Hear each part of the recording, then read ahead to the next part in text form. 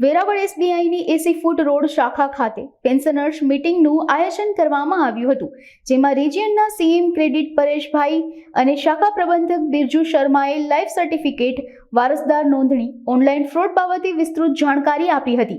તેમજ ઉપસ્થિત 25 પેન્શનરોનું પુષ્પો દ્વારા સ્વાગત કરવામાં આવ્યું હતું, જેમાં જેએચસીએલના કમલેશ ગોંડલિયા, પોર્ટના ભનુ ટાંક, રેલવેના યશવંતસિંહ જાડેજા, શિક્ષકોમાં જનક ઉનટકટ, બીએસએનએલના દીપક તિલાવ, એસબીઆઈના નટુ ધનેશાનું સન્માન કરાયું હતું. આ સાથે બેઠકની વ્યવસ્થા નટુ ધનેશા અને યોગેશ રાવલે સંભાળી હતી.